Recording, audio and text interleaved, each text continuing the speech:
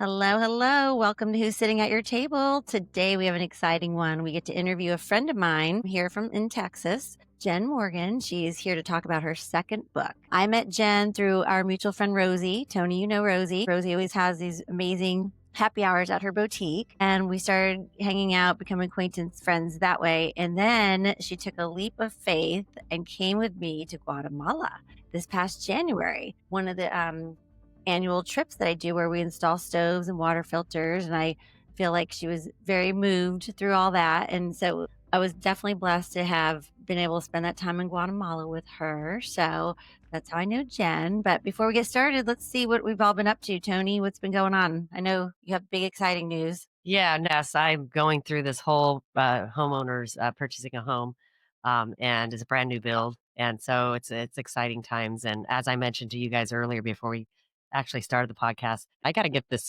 course done. So it's like a 7-chapter course that I'm taking about understanding the loan process, understanding what a real estate agent. I mean, like the whole from start to finish. So I'm doing that course, and they want me to get it done before closing, and we're looking to close on the 24th. So it's pretty Awesome. quickly. What awesome. So Hopefully yeah. it's not wasted time. Hopefully you're learning something, No, it's maybe. some of it's educational, some of it I go straight to the test. I'm like, jump to test.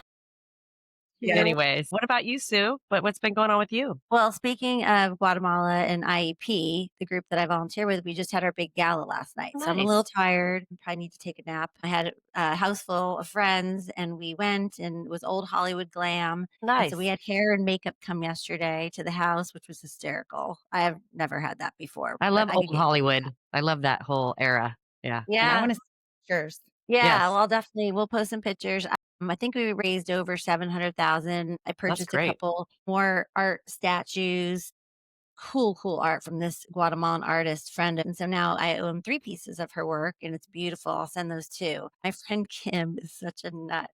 I had no idea, but she was bidding on everything. And then she's like, no one's outbidding me. No one's outbidding me. I'm like, what are you doing, Kim? What on earth? I mean, Oh she my ended up with God. an Aspen trip, a Cabo trip, which makes no sense because I'm taking her there for her birthday this year. So I'm like, wait, what? She got a surprise for her daughter. I don't want to say it now in case her daughter Listens. catches this. I Yeah. think she follows us. And then where she oh, she bought an orchid, which she thought was fake, but it's real. She got she did get a beautiful diamond cross necklace, which she'll wear every day. So that's great. And I feel like there was What was something she doing? else. Was she just trying to get it started? The party started? Or what was the Oh deal? my What was the God. strategy there? God bless. She didn't run it by me or else I would have put the kibosh. That's funny. It's nuts, but it's funny. So the place in Aspen's downtown, it's a friend of ours. And then also the Cabo is the founder's house in Cabo. So I was texting her. I'm like, Mish, I'm like, we got the Cabo house. She's like, that's awesome. And so we just now have to fit these trips in. Oh my gosh, she's so funny. But we had a blast. Just a little tired. So Jen, we missed you there. That whole I know. bidding of thing you're talking about reminds me of that Friends series where Joey, remember he puts in the bid for that boat and he just did it just to try to get the price up and he ends up with a boat. Anyways, Dangerous. It's yeah, yeah, definitely dangerous. totally dangerous. Yeah. So Yeah. let's get it with Very They Jen. had, dangerous. Jen, let's ask Jen a few yeah, what's been questions. going on? We've been doing all the talking and our guest hasn't said anything. So let's I know. ask Jen what's been going on with her. Well, I will tell you, Friday night, I had a bucket list concert that I went to. I went and saw Wow. Maroon 5, Oh and my let me tell you, gosh. Was he hot? oh my They're really good, huh? They're he great. mean, but wow, we had really good seats, and he was like Great. he was That's singing to me for awesome. sure. That's awesome. But that was really fun because I've wanted to see them for a long time, and so I took that opportunity. So that was really fun. So needless to say, I was a little slow yesterday after that, and, my husband and I both just our travel schedules have been crazy, and so we took a night just in, and it was really nice. So No. and then usually on Sundays, we do family day, so the kids are coming over and we'll do dinner or whatever. So, yeah. Oh, I Wonderful. love that. Yeah, that's right, Maroon 5. We were in Dallas for dinner on Friday, and, I'm like, "No, we need to avoid the downtown area," because we knew the concert was going on. So how fun. Yeah, that was Awesome, really awesome. Right yeah. on. All right. Well, let's get into this. Let me just tell Okay. you a little bit about Jen. She's a speaker, a writer, certified grief coach, and an encourager with a heart for women navigating the ever-changing seasons of life. Through her love of faith, family, and fun, she shares her own journey of loss, resilience, and rediscovery to inspire others to embrace the beauty um, of imperfection. Her first book, Bring It On,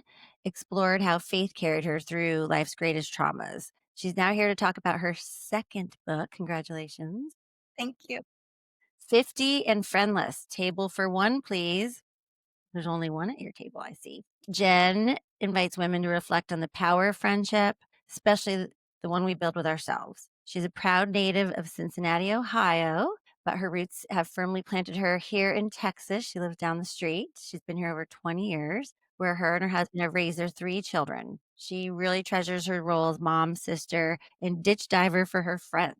So that's a little bit Awesome. about Jen. Well, before I get into my question, I want to ask her about she has three children. Are they in the house still? Or are you an empty nester like I am? I just became an empty nester. So we had an episode talking about that. So you can kind of relate to that whole Yeah, and that I'm just feel. it's So kind of new. I'm the youngest of 9, so my mom says, "You're really never empty nesting because they come back for one reason." yeah, hopefully, So right? We want them to sometimes to yeah, visit. so my oldest daughter was in Arkansas for school and then she stayed. So she just came back this year. So she's in the colony. So she lives in the colony with her boyfriend. And then my middle son Jack, he lives in Euless with two of his friends. So they have their little bachelor townhouse. And then my baby, my youngest, he just moved to Ohio in September. So Wow. it's not only empty nesting, it's 1,000 miles I away. know. I cannot imagine. My Yeah, son went off it's a to whole college and he's only 3.5 hour drive and I still miss him. So I couldn't imagine a whole nother state, right? yeah, Oh, wow. yeah. But Wow. it was all good stuff. So Yeah. yeah. Thanks for sharing that. For me, connection is my love language. And that's why this podcast is really important. Let's go into the book, the second book that you wrote. It really aligns in a lot of ways to our podcast because, first of all, we're in our 50s and then that whole title, I have limited the amount of people that I have in my life, and being 50 doesn't mean you're alone. You're just becoming stronger and you identify with who you are and where you're at in life. I wanted to tell you that it aligns with our podcast, so thank you for being at our table today. It's a pleasure to meet you. We're excited to get this So glad to what's be that Yeah. podcast going. So I'll Yeah. let Sue take on the next question here. Yeah. So speaking of the title, 50 and Friendless, I mean, it's striking. Mhm. What made you brave enough to use a word so many women and people fear? Well, I'm very excited because I just got my box of hardcovers. So there's Nice. Very Beautiful. nice. that's the official book. I got my first box of those. So I'm very Very excited. nice. 50 and friendless is it's a play on words because I'm not friendless totally. And it's a book I never thought I would have to write or be called to write, but my husband loves to tease me and we've known each other since we were teenagers. So we know each other's sarcasm and charm. He calls it charm. But after I guess it was 2021, I had turned 50 and just some of my friendships, there were some hardships and some fading away that I didn't expect. My social circle became a lot smaller, and that's not something that I was accustomed to or used to. And he would tease me and call me no friend Jen and 50 and friendless. And it might sound cruel or mean, but we actually would laugh about it. And we thought, well, that's a really good name of a book. And if I write about friendship and the struggles that we navigate as we get older, that would be a catchy title. And Awesome. Love it. so I that's where the relate. name I relate to that completely. I do when you're I talking love and the about it. that. table for one is just to encourage women to be starts with the relationship with yourself and being 100%. comfortable to go sit at a restaurant and have a glass of champagne or read a book or a cup of coffee and Yes. be by Yes, yourself, queen. not weird about it, you know? Yeah. It takes 100%. yeah, definitely I feel like human nature, we want to hang out with people, but I've had plenty of experiences alone and I feel kind of empowered every time I do, right? Because it's outside your comfort zone, Mhm. even Yep. in Europe, I've been And alone, but they I'm like say happy. nothing grows in the comfort zone, right? That cliche. Truth. Right?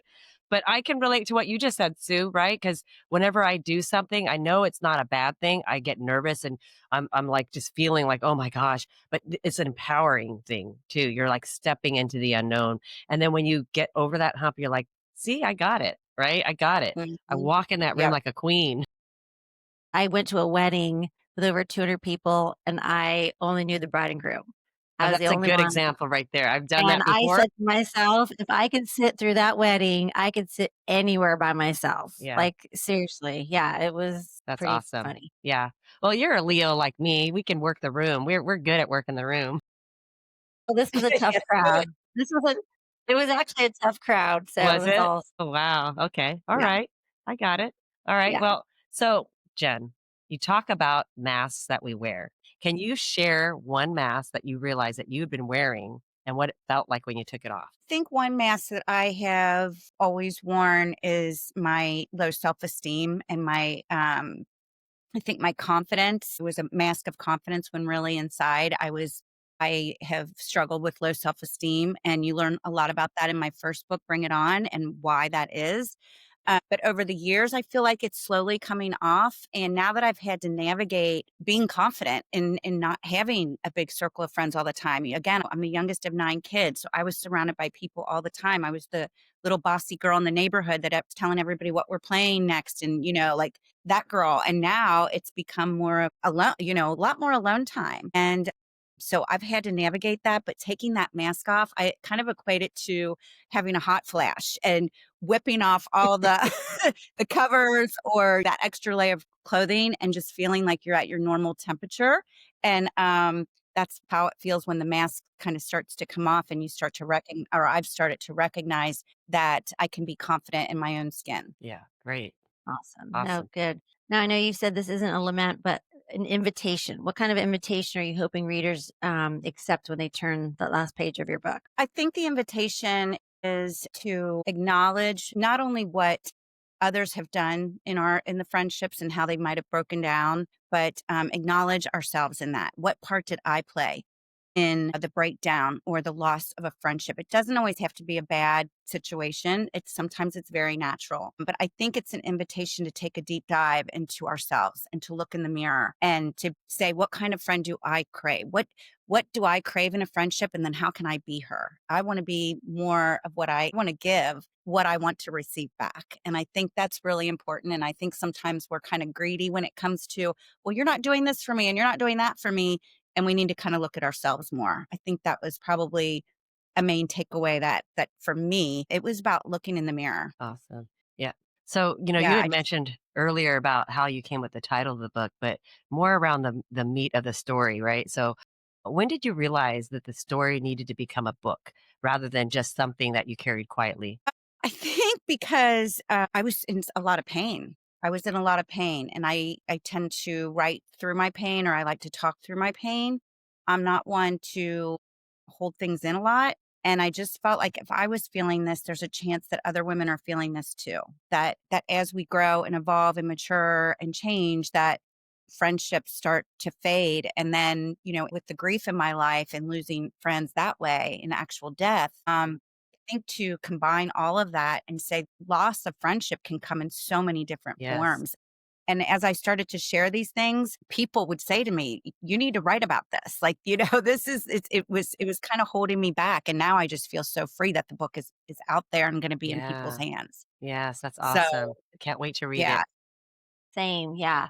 thank you. I'm so excited. Sometimes people see vulnerability as a weakness, but in your story, it becomes strength. So, what shifted that perspective for you? I think that it's okay to be weak. I mean, I don't think women are weak in general. I think we're very strong, but I think we have to accept that it's okay sometimes to feel weak. And my strength has come from inspiring other women. My whole ministry, my whole purpose with everything I'm doing with Jem Morgan Inspires is to inspire women to dig deep into those weaknesses and then find a way to use them as a strength and to be proud about it and say not always, strong and can handle everything. I go through pain too. And so I think if we can all, inspire each other to say it's okay to not be okay sometimes. And I think that's important. Yeah, And to say 100%. I'm hurting, and to be able to say Yeah. I'm Be hurting. vulnerable. The power of vulnerability, right? Yeah, Yes. be vulnerable. Yeah, Yeah, that's and I Yeah. think awesome. that we like on social media, we see highlight reels and we're not seeing the truth. We're not seeing all the real life. I mean, some people share everything and do share the truth, but I think for the most part we're seeing highlight reels and I think it's okay to say I'm not living that. that's not the truth for me. Yeah. So, I want to inspire women Authenticity. to You wanna lift be each other up. authentic. Yeah, Yeah. you want inspiration, support, you want authenticity, and being authentic and being real is really the true story, really, right? So there's a lot of humor sprinkled throughout. And how did laughter help you heal or keep grounded throughout this? It's to me, laughter is the best medicine, and a glass of wine. Yeah. I feel like if I don't laugh, then I'm gonna spend a lot of time crying, and Yeah. like I said, my husband and I share a lot of laughter together. We're both pretty sarcastic and we have our wit. And I just feel like if I can't laugh at myself, then I'm kind of opening the door to other people laughing at me. So I'd rather just do it first. Well, I yeah. think there is humor in it because this is life. And it's just like, I don't want to be in a room with the lights out crying all the time. And I went through those days where I wondered where my friends were and said, "Why did they abandon me and what's wrong with me?" And I did all of that. But when you name a book 50 and Friendless and you put your face on the cover, you have to laugh. Like that's something where you just have to laugh about it. Well, you have to be confident too, right? And sharing your story and being real. And you're not the only one going through that, right? So you're allowing other people to say, "Me too," right? I am also going through this, and they can relate. Well, and Tony and Sue, I'll be real honest with you. I guarantee those girls that got rid of me, they miss my humor. Well, we get it. We get it now, not them, right? I Yeah. promise you. That's Yeah. one thing they probably miss. Humor is everything. Laughter is good for the soul, right? So So it's so healthy. good. I It's mean, healthy. I always say I have OATD, overactive tear ducts. I feel like I'm always crying because I feel like I laugh so much. So I'm Oh happy my about gosh. And those are the I best laughs, by the way, the ones that make you yeah, cry. Oh my yeah. gosh. And then lately, every time I cry, I think I told the girls before, my eyes fill up with water and then I can't see. And then it makes me laugh even harder because now I'm like blind and like then the tears come out. I'm like, I can't even see straight. It's hysterical. Sue, that Well, happened to us on the in Guatemala, if you recall, when at the shaman, we had a shaman. Okay. It's a serious, very serious, what do you call it? Ceremony, Tony. Holy crap. We all lost our shit. And it we was lost. like, I mean, I was literally had to like sit back so no one could see me. And my body was like convulsing, laughing so hard Well, at what were you this guys shaman. laughing at? What were you laughing at? Like, Oh my what was God. Well, funny? God bless. We had this sweet friend, Jenny, and the poor thing was sick. Like, we don't know what happened. We still don't know what happened. So she got sick. She like got up in the middle and like went off to the left to get sick in the woods. And so that was happening. So the shaman knew she was not feeling well. So he came over at first and he was giving her extra attention with patting her down with leaves and just doing this whole thing. And she was very open to it. So then he brings her out to the center of the ceremony because we were kind of all in a half circle along a wall looking at him. And he tells her to like bend over. So her head now, the top of her head is facing him. Eh, He also took the water bottle from Serene first off, took her water bottle, who's her best friend. And Ginny goes as she was bends forward. So her, the top of her head's facing him. And he drinks the water and then he spits the water out all over her, under her face, on her back, on her legs, my God. and we could not control ourselves. No, but we My didn't want to God, laugh out loud, like, and so we were He like, was we serious. He was doing some sort of yes, ritual ceremony or yes. whatever it was. Oh, but My gosh. before that, I forgot. He had this big cigar thing. Like, it just looked like a big handmade cigar. It was huge, right? And so he starts at the one end, and I would think it was like, "Jen, you were first, right?" And then yeah. yeah, and then, like, Allie and then me. So Jen okay, so I'm thinking, what is he gonna do with the cigar? I was thinking 3 things. Well, I'm thinking, we're gonna smoke it. He's gonna blow it in our mouth, and we're gonna smoke it, and then I was like, I didn't know what he was gonna do with it, right? What he did with it was not what I expected. So he came over, and I'll just remember the vision. He literally blew smoke in Jen's hair, and it just went into her hair, God. and I remember telling the girls, The poor "Listen." girl got beat up. No, this was all of us he did it to, and I'm Okay. like But I mean, I'm I'm talking like about he spit water or the water, all over her. That's kind of Yeah, and disgusting. prior he was blowing okay, and I told the girls, "Don't wear anything you really care about because if it's windy, the smoke gets all over you." I didn't know he was gonna blow it in our hair. I'm like, "Well, so much for not washing my hair." I'm like, "Now I gotta go wash my hair." So, I watched Jen, and I start losing it, like, that was the first time I lost it. Was she Then laughing he or what was she doing? all of us were, "Jen, that's Jen." Jen was getting the smoke, You and then were the one. Allie You yes, were I oh, was Jen. Jen. Oh my no, we gosh, you all poor it happened to thing. all of us. It happened to No, but all of she us. got the water spit on No, no, her. no, that's Ginny. No, Jenny. Okay, this no. that's what I Jenny meant. got the That water Jenny. spit on Okay, got it. I got the No, no, Got it. no. smoke. No, we Yeah. all got Smoke. smoke Okay, blown got it. into That our is roof. crazy. Like, it was just like, "Are you kidding me right now?" And so that's where the laughter first started. So we Mhm. were already kinda giddy, and these girls are like, "Sue, stop it." And I'm like, "I can't stop laughing." Yeah, And it so just then when Jenny got spit on, we just Oh my and then at god, one that was point it. I would have lost it. no, but one point he actually said we could laugh, and then we let it all out, and yeah. Serene didn't know what was going on. She's like, "What is going on down there?" And we just busted out as loud as possible and got all the laughter out because I couldn't keep it in any longer. It was Did he want you guys to laugh then? he Eventually. at the end, he did something in the ceremony and something about we can laugh, and we all lost it out loud Yeah, because we were wow. keeping it in the whole time and then the whole group of us dying, and then I got punished for laughing because then I woke up with a sty in my eye the next morning, remember that? And then we got amoebas, we all got sick, like half the group got sick, Oh it my was just gosh. I think we got That cursed or is something. crazy. Well, that whole thing with the Jenny, the other girl, Jenny, who got Ginny, Yes. yeah, Jenny, that got spit on it. I'd be like, okay, where's Will Ferrell? Where is he? Where is he going to no, come out of? Is this a movie? It was crazy. seriously. No, Oh we my were none of us gosh. expected this, and the poor And we thing were just took it. crying. I mean, we were crying. Like, God. Yeah. it was yeah. She took it like a champ. I mean, She really, she did. took it like a champ. I don't know if I would have stayed down. I think I would have gotten up and been like, "What the F are you Yeah, doing?" Like, like this is he's crazy. spitting it on her. That's gross. That's But yeah, disgusting. he even went up and underneath her and spit into her face. All right. Oh Well, god. we should probably get back to Jen's book, but that is No, it's fine. hilarious. That's yeah.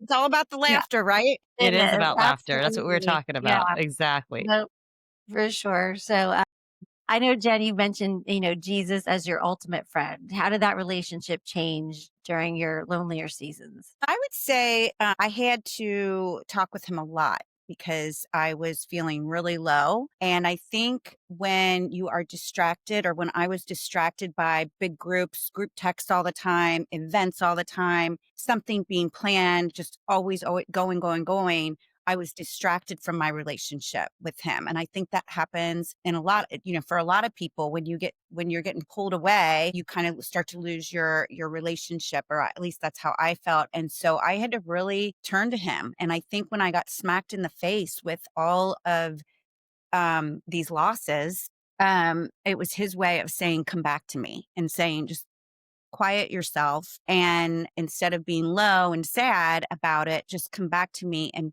get back to where it all begins, and the core of who I am as a friend, as a woman, as a mom, as a wife, just as a person, to quiet myself and kind of eliminate some of these distractions, whether they were by choice or not by choice. And so I think because of my relationship that I have and my foundation of faith that I've had my whole life, I was able to come back and get centered where I needed to be. And that's what's helped me heal through all of the pain, Yeah, awesome.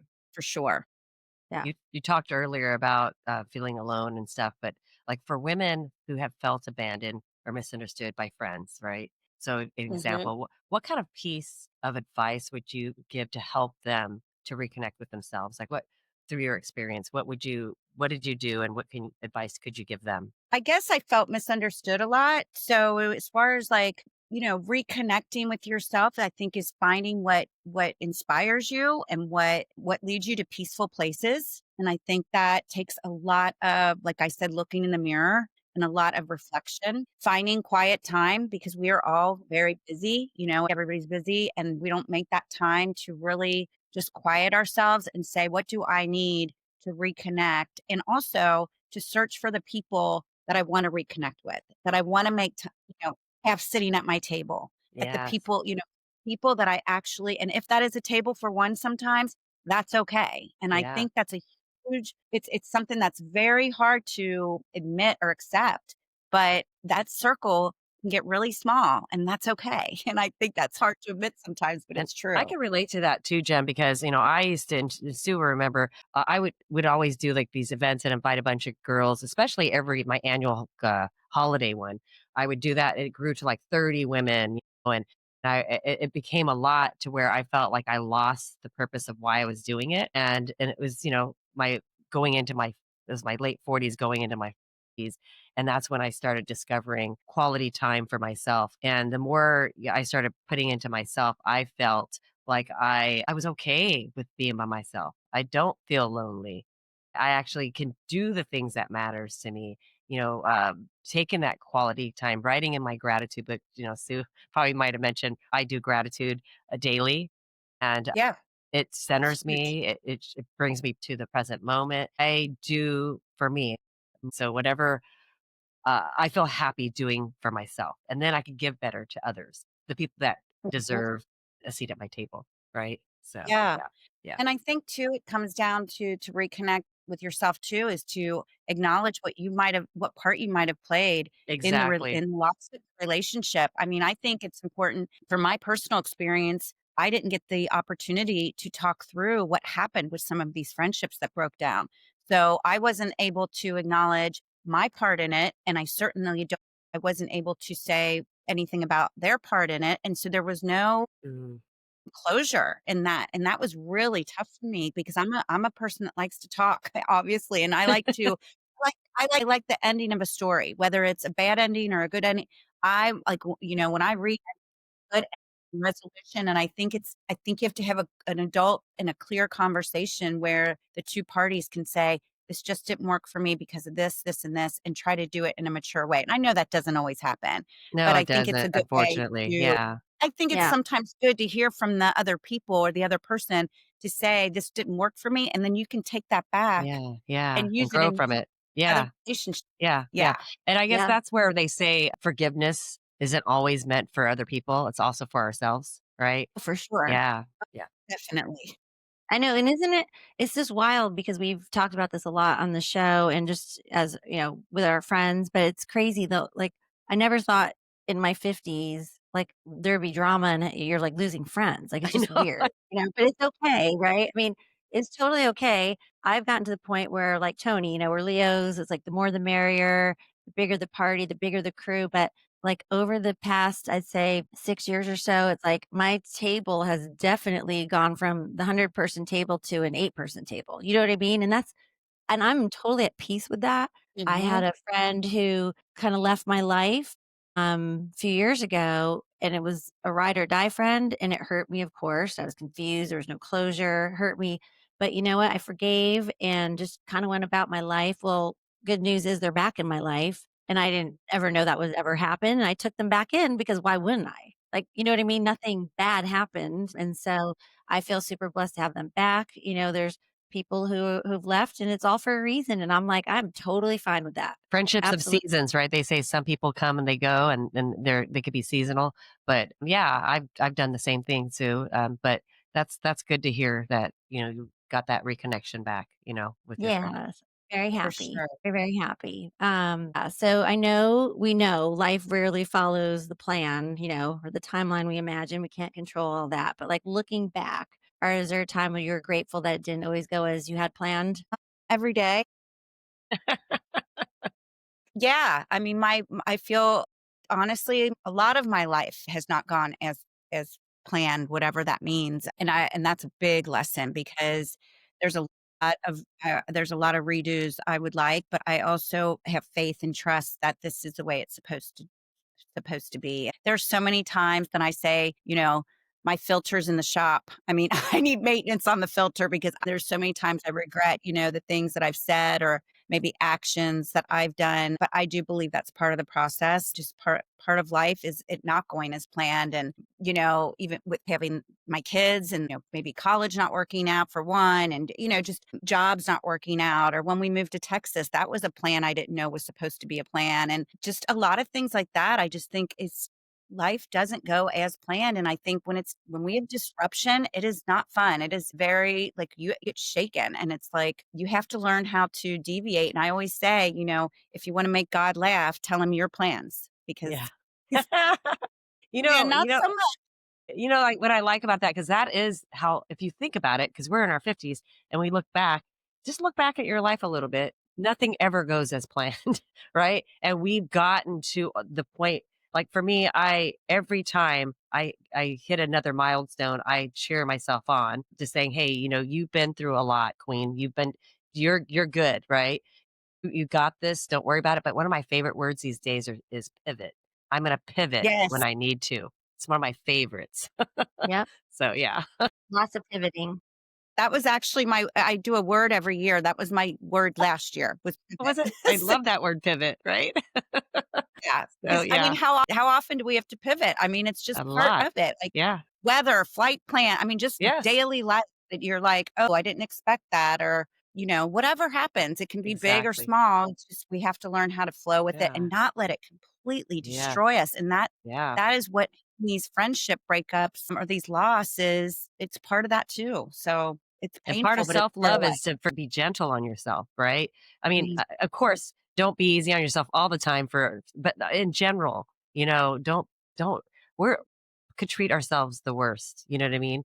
And I always say, "Would you treat your best friend that way? No. So don't treat yourself that way," you know? yeah. So, I talk about that in the book, actually. It's oh, you like, do? talk talk to yourself the way you talk to the people that Yeah. you love and that you're trying Yeah. to be a close friend to. Start talking to yourself that way when you look in the mirror. Don't Yep. be so hard on yourself. Yeah. Yep. That's a good one. Yep. Yep. Let's talk about, so many women feel a loss of identity when relationships and friendships fade. How did you rebuild, or the sense of worth and independence? How can you give us an example so others can see how you rebuilt during that process? It's been hard because I went through this whole process that I'm kinda telling you guys about, the pain, but then also recognizing my part in it. I did go to, 2 friends in particular that I thought were family, that, That's tough. decided to kinda leave me at the same time, which was obviously, I don't wanna say planned, but it was definitely, I went to therapy about that, and, I had to really go through it in losing them. And but then through that, I just became stronger in the people that I know are my people. And Mhm.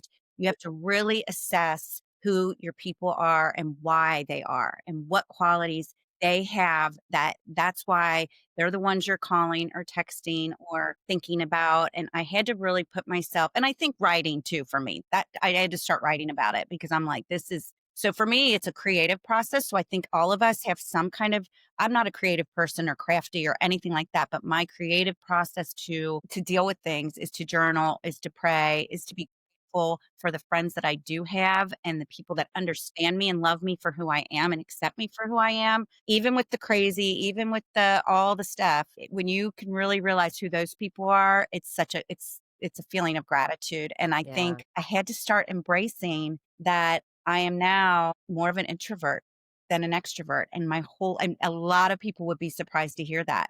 Even Tony, you're meeting me right now for the first time, and you Yeah. might say, "Oh, she's an extrovert." This is nothing. I mean, I was an extrovert, and I am really embracing my days at home. I'm embracing my like simple things. I mean, I love to travel, but I love fun. I mean, I definitely love a good time, but I'm finding myself to be much more introverted and not closed off, definitely not putting a wall up, but I did for a little bit. So I think you just have to recognize those things, and just really embrace what you're seeing in the mirror and what you want to change about her, and then being that best version of her Yeah. to other Yep. and Yep. to your.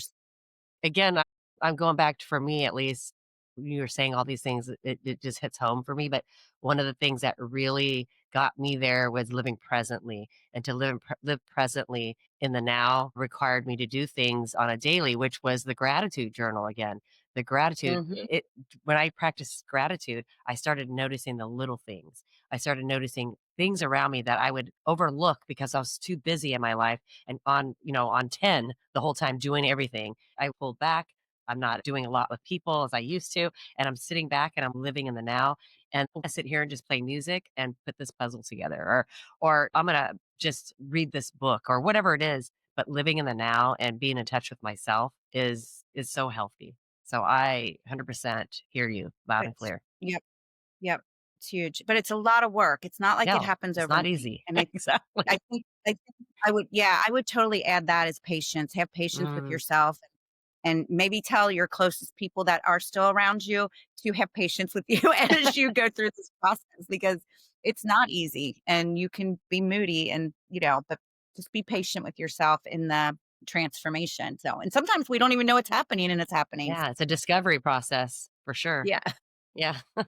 So now with, it's interesting. So now with the group that you have in your life, your people, like you say, your people, like what's something that maybe surprises you about having these friendships that now that we're in our 50s, like in a good way? Gosh, one person comes to mind immediately, and it doesn't really surprise me that we're so close, but we're very opposite. And what I love about us in our friendship is we fully love, respect, and accept our differences. And that is a pleasant, beautiful surprise when you don't have to agree on every single thing and you don't have to enjoy all the same things. But you have those things that do, align. That's wonderful. But I think it's so great when you find those core people that you can really rely on. But you don't have to see them all the time. You don't have to talk to them every day, but they're there. That is something that pleasantly surprises me and makes me hopeful.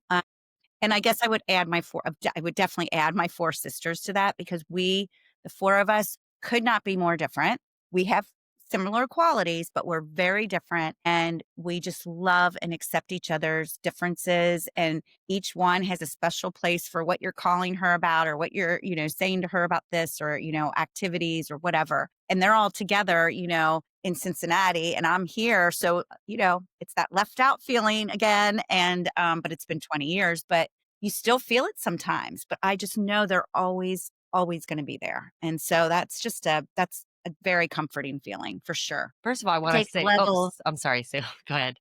a level of maturity, Yeah. right? Because now that we're in our 50s, we can have those friendships where, yes, you agree. We don't always agree, but we can agree to disagree and we're still love each other and respect each other. But I think that's definitely takes a high level of maturity. So that's awesome. Totally. So, Jen, And it's that's why lovely that you have 4 sisters. It's lovely that you have 4 sisters, right? That you have, that you can have that special connection with.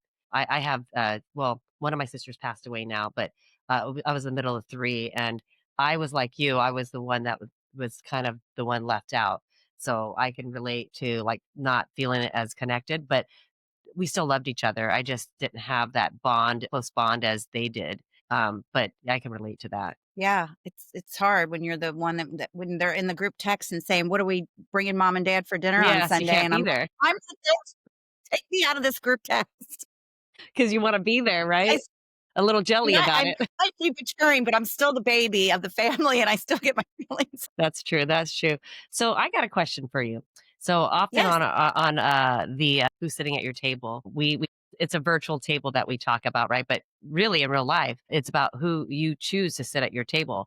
So I'm gonna spin it off a little bit from the question that was given to me. But first of all, emotionally and spiritually, in real time, real life, who would you choose to sit at your table? And then also two-part, somebody that could be somebody like a celebrity or somebody has passed, choose somebody else.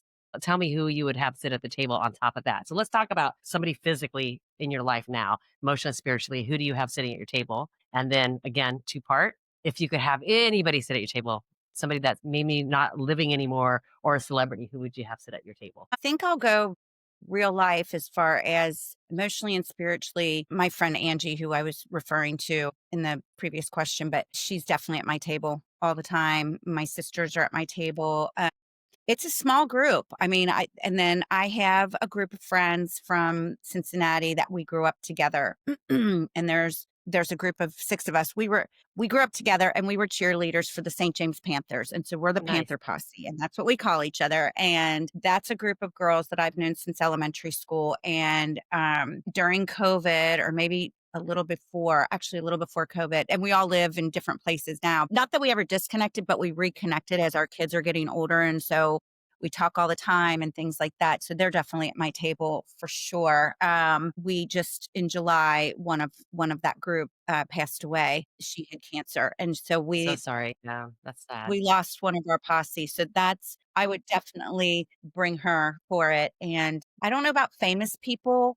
This is going to sound so cliche, but I would say Jesus because I think he was a cool dude, and I think Yeah. he would have great stories, and he loved sinners, and This he is your loves table. You choose who you come to the no, but table, right? So, yeah, he's he always at loves your people table. that aren't Yeah, perfect. Like, he yeah, wants to like, he wanted to make us better, so I would pick his brain on how to be better, yeah. Yeah, of course. you Great know, and then I choices. have a lot I do have a lot of angels, so I have 3 brothers in heaven, and I have my friend Robin, who passed away in 2017 in heaven, so I have it would be a bigger table of the people that are actually in heaven than probably the ones that are here. I Yeah. gotta also say the people in heaven are always at my virtual table, I feel, Yeah, right? They're always there. They're protecting me. They're guiding me. They're leading me, right? I always say that in my prayers, guide me, lead me, protect me, and show me the way. And they're always there. Yeah. I love that. Yep. yeah, yeah. No, that's awesome. All right, Jen, if you could rewrite the word friendless to mean something empowering instead of painful, what would it stand for? Gosh, that's I know I should have thought about this one more. If I could rewrite the word friendless, so like redefine it, maybe powerful or something like that where I feel stronger, if that makes sense. I, Like I empower. feel I'm not friendless in the sense of the word that as it sounds. In fact, I didn't even really know if it was a word when I wrote the book, but I know how I felt at the time that I felt friendless. I felt lonely, but I knew I wasn't. And this saying this and writing this makes me feel powerful in Hmm. my friendships and in myself. So if I thought on it, I'd probably come up with something else, but powerful makes me feel stronger. I feel stronger. I feel empowered. I feel like I learned a lot and Empowered, probably. Yeah. yeah. Yep. Yeah, and I'm glad this book is for my 50s. I This would Yes. not have resonated with me in my definitely not my 20s, not my 30s, and I don't even think in my 40s when I was still raising kids. I think this book would not be the same book if I wrote this at any other time than in my 50s. So that's where I'm hoping to kind of connect with women. Not to say that younger people can't read it, but that's where I feel like it is definitely for our age group and beyond. Generation for sure. One of the things that Jen, who we call her Cheese, who couldn't make it today, and Sue was traveling, I think, and so she couldn't attend. But Cheese and I did a letter to our 20 something self. So we wrote a letter to ourselves and then we read it on the podcast. And can I just say, that doing that letter, writing that letter, I cried while I wrote that letter because it made me dig up bones, right? Dig up the past, forgive myself, pat myself on the back a little bit, and then say, Look where you're at now. Look what you've Yeah, overcome." But it was so empowering. I highly recommend just doing that exercise in general for yourself and then look in the I mirror and will. reading it. I gotta tell you, it was so empowering. Very empowering. Can't Anyways. imagine what I would say Yeah. to her. Yeah, I have a Yeah, lot to right? say Because to her. we've been through a lot, right? We've been Yeah. through a lot. Yeah. Well, I think I know, Jen, you wrote it for people our age, but God, I wish when I was younger, I had a 50 something friend, like as a Yeah, mentor, female, to kind of like share their experiences in life because I think these younger women, who if they read it, this might actually help them like save a lot of heartache and headache and, and navigate easier when they're our age, right? Think Growing up, I so. didn't have any of those women mentors, especially when I moved to California at the age of, what was I, 20? And I didn't have them, so I think it could be definitely helpful for the younger generations because, stuff that they're gonna probably come across when they're in their 50s as well, so yeah, I it agree, definitely. Sue. I definitely agree with that. I feel like when we have women in our lives that can give us wisdom, I think it's a powerful tool if you're willing to listen. And I have several nieces that want to read it, and I'm so excited to give it to them and have their input on it because hopefully they will take away from it. And with each chapter, there's a reflection page where I ask a specific question. So it really does give you the opportunity to go through the book and really hone in on your own personal you listen to my story, but there's time where you get to write your own about, with each chapter. So That's something I did in Bring It On as well, and I really wanted to add that to this book. That's great. Love that. I did an interview with my niece, who's a Gen Z. She's pregnant, and her friend who's pregnant with twins. So Gen Z mamas, talking about the generations. What did you learn from your mom, and what are you going to do differently as a mom in this generation? And I got to tell you, I was pleasantly surprised at how smart these girls were. And think about it. When you and I were having kids, we didn't have the internet like that. We didn't have all these things to Google. We didn't have Chat GPT. We didn't have any of that. We had to pick up that book. What was that? What to expect when you're expecting Yes. Yeah, that, or that book, that thing was right? folded pages and Right. But so when Sue, you said that the younger generation, maybe 30s and 40s, I wish I had a mentor. They're smarter than we realize, and they're very old thinking. So I think that they would could read your book, Jen, and get a lot of information and insight out of it, right? So I hope I so. I agree. hope so. Yeah, yeah. So let's talk real talk. Sometimes people get deeply disappointed during the process of losing friendships. How do you forgive without reopening the door of unhealthy relationships? Get people coming and going. I've had my share of unhealthy relationships, and I had to walk through that myself. So I'd love to hear your perspective on how you would handle that in terms of the forgiveness piece, and do you reopen the door? How do you heal from that? I'm glad you asked that, and I do touch on that in the book as well. I Hmm. call it the F word, and I say, "Don't worry, I'm not going to curse, but it's the F. It's one of my rated G F words. And that's forgiveness. And Yeah, I happen to be a very forgiving person. I'm not a grudge holder. In I love fact, that. That's awesome. Yeah, that's good maybe quality to to a have. fault, maybe Yeah, to a well, fault. but that's a good quality to have. I'd rather get Yeah, hurt then and you get walked learn on. than not. Yeah. Well, But you're healing. You're there. forgiveness is what we talked about earlier. I think Sue mentioned it. It's just it's better for ourselves. I can't sit Yes. and be mad, angry, and hateful, and Mm-mm. that's not in me, and it just brings us down not to live our full lives. And then it also distracts us from recognizing the other people in our lives who are actually good and beneficial for our lives. You're taking away from that with your unforgiveness of these other people and situations. And um, a couple of my friends listened to me, and my family listened to me cry and complain for a long time about these people I didn't have closure with. And they're like, okay, you got to get over it. And so it wasn't necessarily unforgiveness, it was that lack of closure. Hmm. And I think that forgiveness is definitely a key ingredient in all of this. It is, if you hold on to that, you are not going to grow. You are not going to mature through it. Not going to attract other good people in your life if you have not Yeah. let go of past You'd be carrying relationships that that have hurt energy with you, right? That bad energy. You want to learn how to forgive and you. Yeah. release. My motto is I forgive like you, Jen. I do. I have to forgive because oftentimes we don't even know what that person's going through. It could have nothing to do with us, but I forgive, but I don't forget. And so therefore that door typically is not reopened. The famous Okay. If quote, don't forget, don't, what's that one famous quote? Forgiveness Don't part. mistake my My kindness for kindness weakness. for weakness. There you go. Yeah. That's it. That's it. Don't mistake my kindness for weakness, right? And That that's is, true, Sue. Forgiveness doesn't mean that you are accepting that back into your life.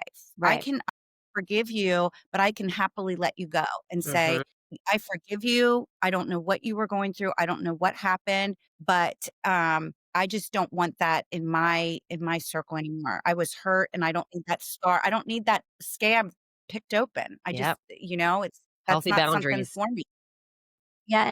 Jen, it's funny. Jen and I, we have our same daily word that we read every Mhm. day. And then my mom's been reading it. My mom and I've been reading it for years and years. And I think it hit like 100 years this year. So oftentimes I'll be reading, I think of you because I'm like, I know Jen's reading this today. And so one of the things, so the closure thing, totally get that, right? Because that's hard when you don't have closure because you want to know the why so you can move on. Well, one of the things my mom taught me oh my gosh, maybe a year or 2 almost, is so I have a God box. And so when there's something out there that I don't understand or it's bothering me, I write it down, put it in the God box, and then it's gone. You're not supposed to open the box up again. So she even has had boxes in the past where it's like just a slit. You put it in and there's no way to physically open it. My box you can open. We bought a cute box together, but I promise you, I've told so many people about this that are having I love issues. this. It Yeah. works It's like a 100%. Now, metaphor, like let it away, let it go away, yeah, to right? let it Give it, go, yep, let him take release it, it, right? release it.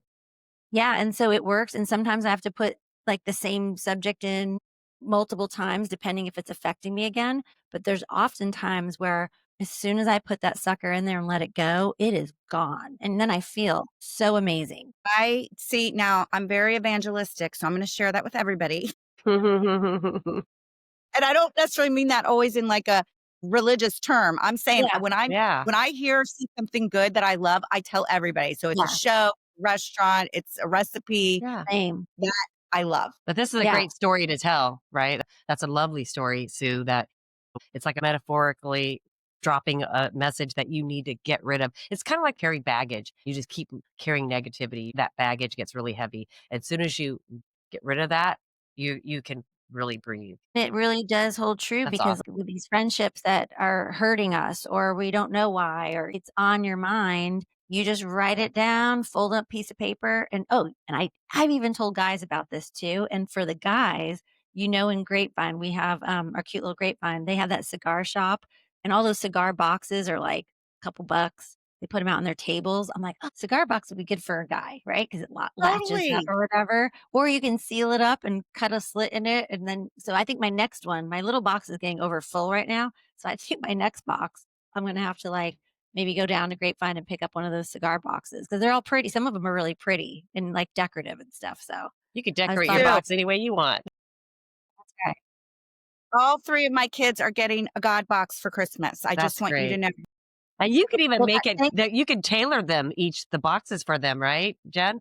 Oh, And make yeah, it no, for for sure. yeah, yeah, that's My awesome. mom, that's shout out to mama. My mom Yeah. told me about it, and literally, she's been doing it for years, and she told me when we were in Santa Fe for Mother's Day a couple years ago, we found a really pretty box that has a pretty dragonfly. She knows I like the dragonflies, and Yeah, so it's not very mine is not very big, and so I my mom, I think she's on a new one recently, she told me, but so once it gets full up, because 'cause you're not supposed to go back into it ever. You're not supposed to go read it, you're not supposed to pull them out, so I'm gonna have to be shopping for a new God box maybe when she comes out because we always hit up Grapevine, so, I yes. love that idea. And just with the forgiveness thing, I think I want to touch on what you said about if you allowing someone back in, because Sue, you were saying that you lost someone and she's back in your life. Mhm. I don't think that we have to have a definite, a definition on it. Yeah. It is going to evolve the way it's supposed to evolve. And if the two women can get back together, I say success. That is amazing. That is beautiful. And that's a story to tell. No, and I'm going to visit her and have not seen her in 5 years. It's gonna be crazy. So it's Like, like, I'm s Yeah. it's like we're all walking on a journey, right? We're Mm, walking and sometimes we separate and then we can come back together again because she's gone through a path of growth and you've gone through a path of growth. Now you're coming back right, together. Yeah. right. Yep. Yeah, I'm excited. So, how do you think women in our midlife how can we create these authentic friendships that actually like feel genuine? Like how do you have anything that you look for or are there times you meet people and you're like, "Nope, I'm going to be an acquaintance with this person and they're not going to come on into my inner circle." I mean, does that happen? Sure. My chapter 2 is called the friendship food pyramid, and it's similar to a food pyramid, but it's the friendship. And it put people. You unfortunately you have to vet people out and figure out where they're going to be, and it might move around, but there's acquaintances, and then there's the casual friend that you see and you have a great time, and that could maybe grow into something more, but it doesn't have to. And then of course you have your besties and your kind of your go-tos. And then I have like a foundation of your ditch divers, of the people that are gonna crawl in the ditch with you. And when you are going through it, you know that those people aren't going anywhere. And that kind of the best friend and the ditch diver kind of sometimes correlate, but not always. And I think it's important to vet people out. When I say that, it's not a job interview, but it's very important to know that that you're looking for the same things. Like what are you looking for in a friendship and what is she looking for? And if those start to really align, and I always say fun is goes without saying, you want to have that ingredient, but it's what ingredients does she have and possess that make me want to go back to her for something. And there's nothing wrong with somebody being I'm an acquaintance of a lot of people, and that's totally fine. You don't have to go be a friend collector and, say I want to be best friends with this person because it makes my circle bigger. You have to know based on what you're looking for and what's important to you. On your day to day. And if they're going to be okay if you say, hey, I just want to stay home this weekend. I know we had plans, but I just can't do it. I'm mentally burnt out. And you have to have a friend that's going to say, no problem. Yeah, You know, exactly. if you're trying to cancel all the time, but it's good for someone to accept that if that's important to you. And you do Right. the same thing for her. So, Right. Mutual understanding, and you can resonate with each other easily. You want somebody that's got your back and not a selfish friendship quality. Yeah. That's and I that's think beautiful. I Yeah. think I think my reflection, if I'm not mistaken, for that chapter is if you could create your own friendship app, what would you include in the app? And what would if you had an app of qualifications or what you're looking for in an app, how would you differentiate that pyramid? So I think it's definitely a great question and something that everybody needs to look for because, not everybody's going to fit in that box of Exactly. the Right. foundation Yeah. Otherwise Yep. they go in the God box. box. You're it. See you later. God box. I met you for 10 minutes and you're in the God box. Yeah. Yeah, no, let's speak about this now. Like, speaking of, you speak seasons, right? So how do you recognize when one season of friendship is ending and another one is beginning? Gosh, I feel like, I mean, I don't know if I think you guys would agree that you just kind of know, like if something's ending, it's like a good movie or a good book or a bad one. You kind of know it's over, or it should be, or it needs to be, you start to feel the distance or maybe the lack of respect, where maybe you are getting canceled on all the time and there's no excuses. And then you see them out with somebody else or when start things like that start to happen, Yeah, or if you start to find that your lives just aren't aligning anymore, like at all, when people are just growing, I think those seasons, it's just a natural progression and that's okay. embrace it, embrace it. Yeah, But also I feel like there also I'm really big on this. There needs to be a conversation. If it's somebody that matters to you and exactly. you feel that something's going like this and starting to break away, I'm a big proponent of saying, "Let's talk about this. What's wrong? Is there something? Is it me?" Like, 'cause I'm always the first one to go, "Is it me? What did I do?" And it's not. It's sometimes it's just like, "Hey," like you said, Sue, you don't know what they're going through. That there could be something so personal in their life they haven't even shared it with you, and she needs a minute. She needs to back off. And I think you have to have that compassion.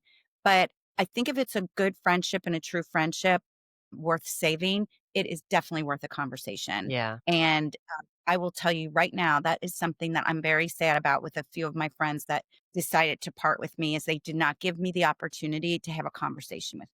And that was probably the most hurtful part about it. I can imagine. It's also important to talk to friends. And I'll tell you why recently, one of my dearest friends I've known for decades, we're all going through menopause, whatever, peri, free, whatever post. Well, one of her symptoms, God bless this poor thing, she thinks like people are talking about her and they don't like her and she did something to piss them off. And so we were on the phone. This is like a month ago. We're on the phone and we had a great call and I hang up. And then like 10 minutes later, she's calling me back. So I thought she was pocket dialing me. And I'm like, hello. And she's like, hey, I just have to ask you something. And I'm like, okay, what? Did I do something to piss you off? Are you mad at me? And I'm like, what on earth? No, of course not. Like we just had a great conversation. But that's one of her like menopausal symptoms. And it is, we just laugh about it. I love her dearly. And I'm, oh my gosh, are you kidding me? You are such a goober. Stop this right now. But if she didn't ask me, and then she could be thinking I'm mad at her, even, you know what I mean? Even though there was nothing out there that said I was mad at her. So yeah, it's very important. I think hopefully to be able to talk and, we're mature now. So it's like have those conversations with, our friends if things start feeling off or going south. I And agree. I'm a very sensitive person, so I do that with people. If I feel I'm pretty perceptive, and I feel like if I feel a distance or someone pulling back, I'm the first one to shoot you a text or say, "Can we talk?" And is something wrong? And I do tend to put it on myself and go, did I do something? And I usually know if I did something, we kind of know if we did something. And that can be annoying if you're the girl that's always going, did I do something wrong? Been that girl. But I just think you have to recognize that. So Tony, when you were saying, and then how do you know when a new season is beginning? I think that just comes so naturally when you just Yeah. feel a click with somebody and it just starts evolving and you just know you want to know how she's doing today or what's going on in her life or she's the person you want to chat with or talk to or just She's laugh your with or have a tribe. You glass can of tell that she feels like she's part of your tribe. You feel that you can connection. yeah, Yeah. you just start to feel it. Even in my 50s now, I'm gaining those people. Me And too. so I'm not trying to make my circle bigger. I'm just trying to make it quality. And Yeah. and that's I think that's kind of a natural progression. Yep. I think that's where we're all at this day and age. Quality over quantity. That's for Exactly. For sure. sure. Yep. Now, if someone's listening today, they feel isolated, right now, what's a simple step maybe they could take this week to start moving towards connections with people? Any suggestions? Yeah, the first thing they need to do is buy my book. I love Plug away. We'll get to that at the end for sure. Yes. plug away on that book, girl. Do Yeah. it. I definitely feel like it's what we've talked about a little bit. If you're feeling that way, it's definitely quieting yourself, having a gratitude journal, starting your day, not getting on your phone and looking at people's highlight reels, starting your day being still and being grateful, even just for the first 10 minutes of the day. If you can discipline yourself to do that, I think that is huge.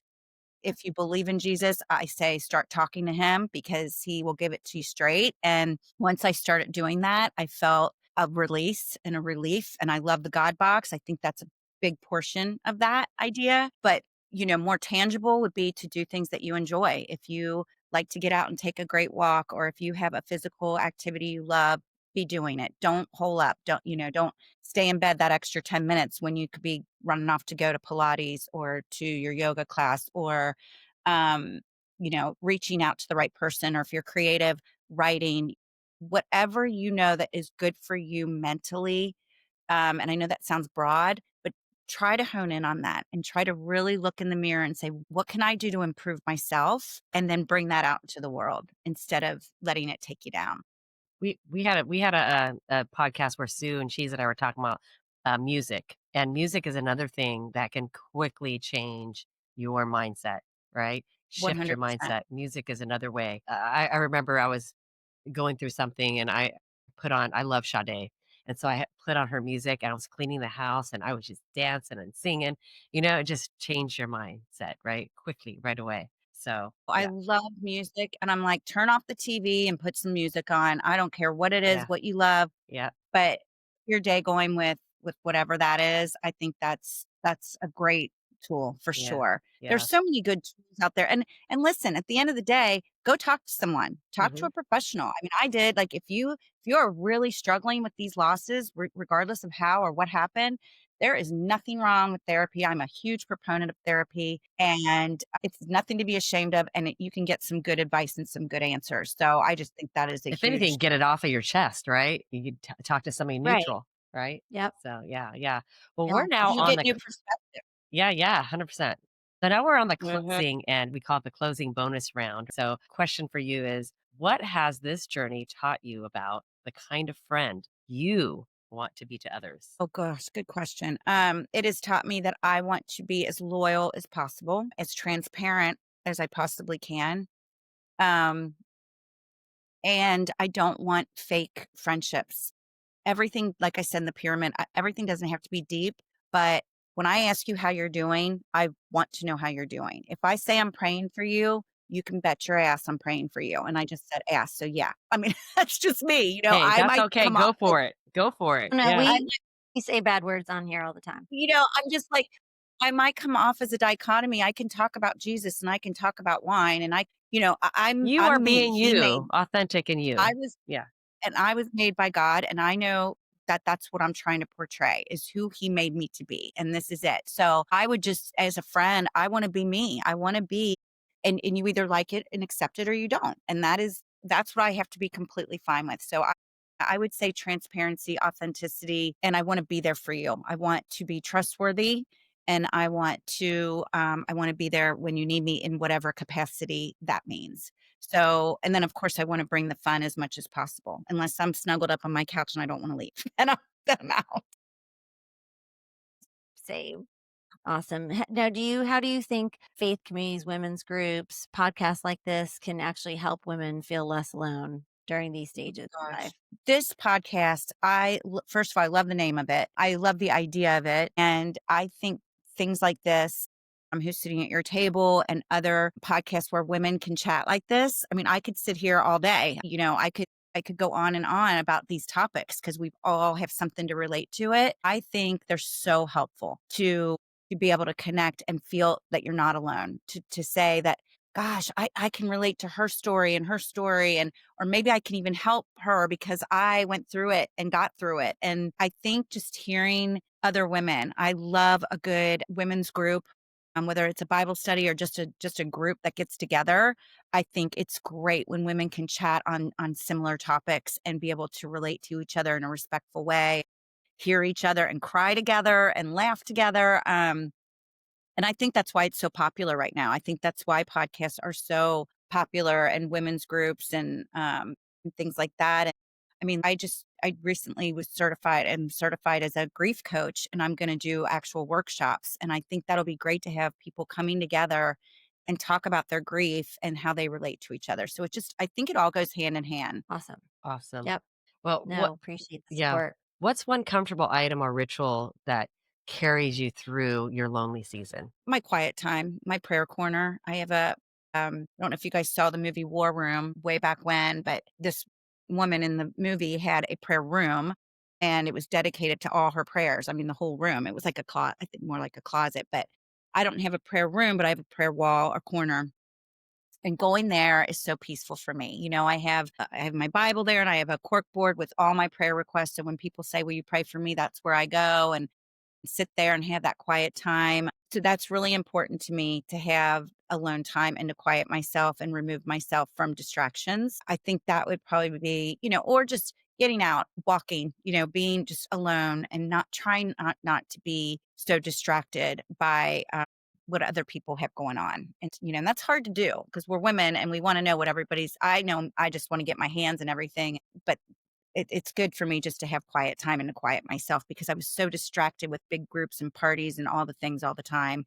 And that it's helped me not to do that anymore, I think. Nice. Perfect. So, Jen, what's next for you? I know you have the grief counseling, but do you have another book, a speaking tour? What's going on here? Oh, well, right now it's just all about the book launch. So I have a party on December 11th that we are going to officially release, be the book launch party here locally. And then I have another book launch party in Cincinnati in January. So I'm excited about that. And speaking engagements, I welcome them. I'm going to work on some, next year for some retreats, some women's retreats, weekends, or just one day workshops. I'm dealing with these different topics that we're talking about today. And then as far as the grief coaching, I'm starting to plan that all out and have my sessions all planned out. And so my whole website is being revamped right now. And we're just changing everything up on that to offer those things. And as far as a next book, nothing is in here yet. I've had many people tell me to write a book on grief because unfortunately I am an expert. But we'll see. I don't know about that. It'll see. I'll see what God lays on my heart with the grief book. But other than that, I'm just going to embrace this one. I am really excited about it. I can't wait to get it in everybody's hands. I just pray for people to share it and to love it and just pass it to other people. That's it for now. I mean, that's all I've got going on. So just hopefully it's going to be a big success. Yeah, If you could that's leave exciting. our listeners with one truth about friendship or faith, what would that be? One truth. Yes.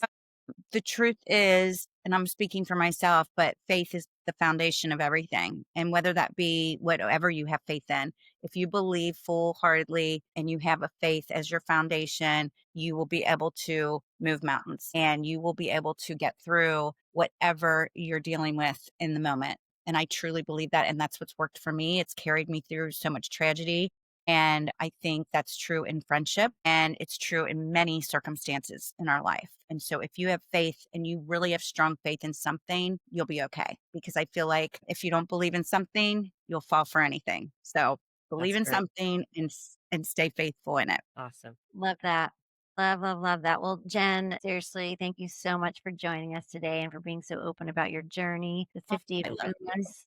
Beautiful reminder that even in the seasons of loneliness, we're truly never alone and that we're rediscovering ourselves and that we're rediscovering ourselves is often where true friendships, real friendships begin. We all have our challenges. And so I'm looking forward to reading the book for sure. Thank Yeah, you. it's been Thank great you. having you on. Thank you so much for having me, guys. I've loved talking to you, Tony. It was great to meet Yes, you. good to meet you too, And Jen. it was great to see your face. Yes. Yeah. So Yes, yes. For our listeners, who are pulling up a chair today, if you love this conversation, don't forget to follow Jen. Jen's at her Instagram is at Jen Morgan Inspires. And then let people know where we can find your book. You can find my book on Amazon. And it's going to be available right now. It's in paperback and hardcover, but it will also be available ebook. And I'm going to be doing an Audible. So that's really exciting. Nice. I'm excited. So, or you can get it through me directly. So you can DM me, message me, and I'll send you a signed copy if it comes from me. Obviously, I can't do that if it comes from Amazon. So you're welcome to message me or Well, come that's to my what book I'm gonna launch. do. Well, Yeah. I wanna get a Tony, I can signed one. get you. I'll get you. I'll gladly send you a Venmo or whatever, but love I to can get get one. you a signed copy. Awesome. Yeah, I think I can Yes. find one. Definitely, if you want a signed copy, just go through me directly for now, but otherwise, it's all Amazon for now, so I'll put So your what we'll is see. contact information at the end of the podcast. Yeah, yeah. And what is okay, so the Audible, you have to sit there and just like read it, like Yes, get your microphone and headset and just read the pages. Oh my God, that's gonna be cool. yes, yes, and, my co-writer, she's my writing partner. She wrote 1 chapter in the book, so she'll be doing her chapter, so I'll be reading most of the book, but then she'll read her chapter, so and we do a lot on grief and death in life and grief and friendship, so we discuss all of that as well, so, Awesome. yep. Very cool. Well, as always, be sure to follow us on all the platforms because we are on Spotify, YouTube, Apple, Amazon, and we hit all the social media Instagram, TikTok, Facebook, and X. And so follow, like, share. Definitely follow Jen Morgan Inspires on Instagram so you can get the latest on her, what she's up to. So, yeah. Yeah, and we'd also love to hear your thoughts about today's podcast. Tag us, share us with all your friends because what Jen has brought to the table has been very valuable. So please follow. Until next time, remember your table is sacred and your story matters, and connections always begin with you. And if you are interested in joining us, please reach out. We'd love to have you on. Yeah. And thank you again, Jen. Thank you, Jen. Thank you, guys. Very Thank you so excited for you, man. Bye, everybody. Bye.